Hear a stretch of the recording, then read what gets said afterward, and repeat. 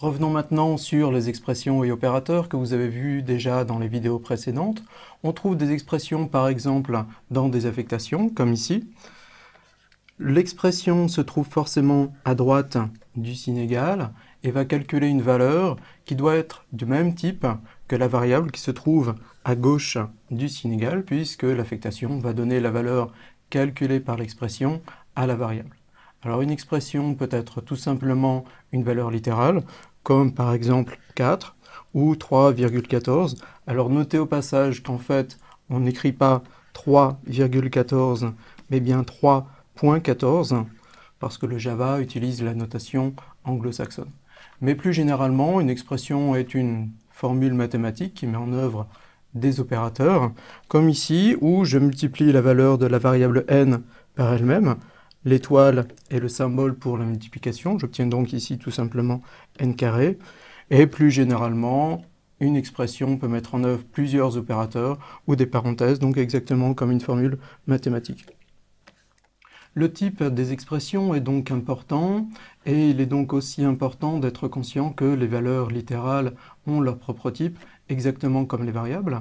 Par exemple, si j'écris la valeur littérale 1, cette valeur est de type int. En revanche, si j'écris 1.0, cette valeur est de type double. Notez au passage qu'on a le droit d'écrire un point tout court, et c'est équivalent à écrire 1.0, et ce sera donc de type double, c'est-à-dire que je peux écrire par exemple cette déclaration, et c'est équivalent à écrire cette déclaration.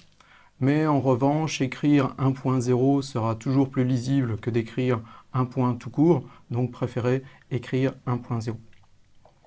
On a le droit également d'utiliser ce qu'on appelle la notation scientifique, c'est-à-dire que par exemple, je peux écrire 2e3, et c'est équivalent à 2 10 puissance 3, c'est-à-dire 2000. Et de façon générale, AEB est équivalent à A multiplié par 10 puissance B. Par exemple, dans cette déclaration, j'initialise la variable x à la valeur 1,3 multiplié par 10 puissance 3, c'est-à-dire 1300. Et dans cette déclaration-ci, j'initialise la variable y à 1,3 multiplié par 10 puissance moins 3, c'est-à-dire 0,0013. Du côté des opérateurs, on dispose tout d'abord des 4 opérateurs usuels. Pour l'addition, on va utiliser tout simplement le symbole plus. Pour la soustraction, le symbole moins. J'ai dit que la multiplication se notait avec le symbole étoile et la division se note avec le caractère slash.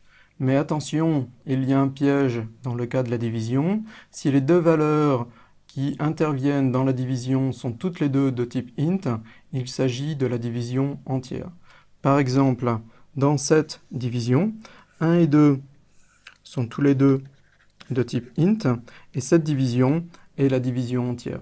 Ça veut dire que je vais obtenir comme résultat de cette division la valeur 0. Alors pourquoi? Parce que 1 est égal à 0 fois 2 plus 1. Et c'est ce 0 qui est le résultat de la division entière. Un autre exemple, 5 divisé par 2, 5 et 2 sont tous les deux de type int, et j'obtiendrai cette fois-ci 2, parce que 5 est égal à 2 fois 2 plus 1, et c'est ce 2-là qui est le résultat de la division entière. Si en revanche, au moins une des deux valeurs qui interviennent dans la division est de type double, il s'agit de la division dont on a l'habitude, et dans cet exemple, j'obtiendrai bien la valeur 0,5, comme c'est logique de s'y attendre. En Java, on dispose également des opérateurs plus égal, moins égal, multiplié égal et divisé égal. Par exemple, j'ai le droit d'écrire a plus égale 5, où a est une variable, et c'est équivalent à écrire a égale a plus 5. Un autre exemple, j'ai le droit d'écrire a multiplié égale b, où b est une seconde variable, et c'est simplement équivalent à écrire a égale A multiplié par B. Dans le cas des int et dans le cas des int seulement, on dispose également d'un opérateur qui s'appelle modulo, qui se note avec le caractère %, et qui renvoie le reste de la division entière. Alors par exemple, si j'écris 11%, c'est-à-dire modulo 4, je vais obtenir 3. Alors pourquoi? Parce que 11 est égal à 2 fois 4 plus 3. Ce 3, c'est le reste de la division de 11 par 4, et c'est donc la valeur de 11 modulo 4. Si maintenant je calcule 12 modulo 4, je vais obtenir, à votre avis, 0. Pourquoi? Parce que 12 est égal à 3 fois 4 plus 0. Le reste de la division de 12 par 4, c'est donc 0. Et la valeur du modulo de 12 par 4 est donc 0. On dispose également des opérateurs plus plus et moins moins, qui sont ce qu'on appelle des opérateurs d'incrémentation et de décrémentation, c'est-à-dire qu'ils vont permettre d'ajouter 1 ou de retrancher 1 à la valeur d'une variable. Par exemple, j'ai le droit d'écrire plus i, et c'est équivalent à écrire i égale i plus 1, c'est-à-dire que ça va ajouter 1 à la valeur de la variable i. J'aurais pu aussi écrire par exemple moins a, et c'est équivalent à écrire a égale a moins 1, c'est-à-dire que ça va retrancher 1 à la valeur de la variable a. Alors ces deux opérateurs sont utilisés fréquemment avec des boucles for, qui est une notion que nous allons voir dans une prochaine leçon. Jusqu'ici, nous avons toujours vu des valeurs décimales et des variables de type double d'un côté, et d'un autre côté, des valeurs entières et des variables de type int. Que se passe-t-il quand on essaye d'affecter, par exemple, une valeur décimale à une variable de type int? Eh bien, en Java, il est impossible d'affecter une valeur décimale, par exemple de type double, à une variable de type int. Par exemple, j'ai déclaré ici une variable x de type double, et j'essaye de mettre la valeur de l'expression 3 fois x, qui est donc de type double, dans ma variable n, qui est déclarée de type int. Eh bien, le compilateur va refuser de compiler ce code, et va produire le message d'erreur possible loss of precision, qui dit que si je fais cette affectation, eh bien, je perdrai la valeur qui est après la virgule.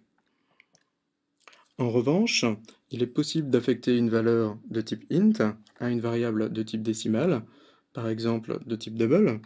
J'ai ici déclaré une variable n de type int, et j'essaye de mettre la valeur de l'expression 2 fois n, qui est elle de type int, dans ma variable x de type double. Et bien dans ce cas, le compilateur va faire la conversion de lui-même du type int vers le type double, ce qui est parfaitement possible, puisque dans ce cas-là, je n'ai pas de perte de précision.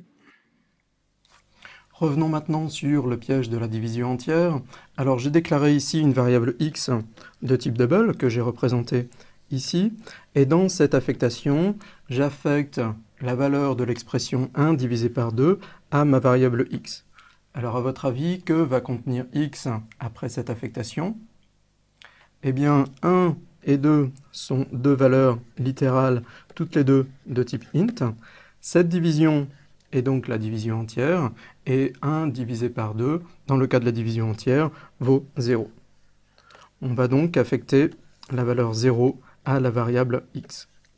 Alors notez au passage qu'il y a une conversion automatique de int vers double, puisque ce 0-ci est de type int, et le 0 affecté à x est évidemment de type double.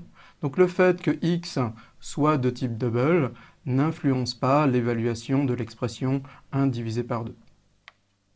Le problème peut se poser en pratique quand on essaye par exemple de calculer la moyenne de deux valeurs entières. Dans cet exemple, j'ai note 1 qui est une variable de type int initialisée à 4, note 2 est également de type int et initialisée à 5.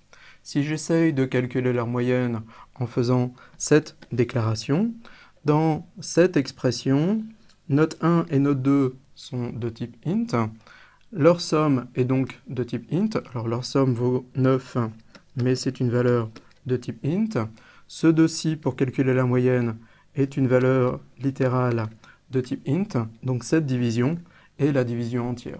On va donc calculer le résultat de la division entière entre 9 et 2, obtenir la valeur 4 et l'affecter à ma variable moyenne, alors que j'aurais voulu avoir 4,5 dans moyenne.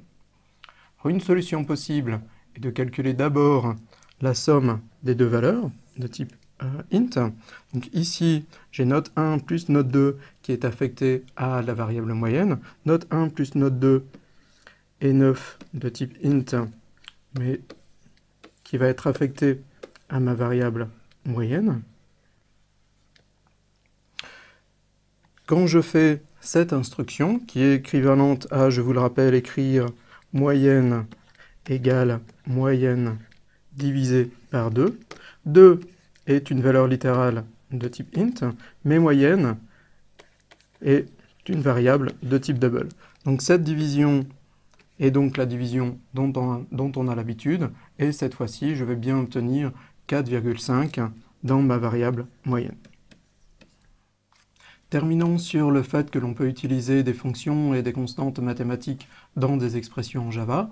Pour cela, il suffit de respecter cette notation, c'est-à-dire, par exemple, si je veux utiliser une fonction, je vais commencer par écrire math.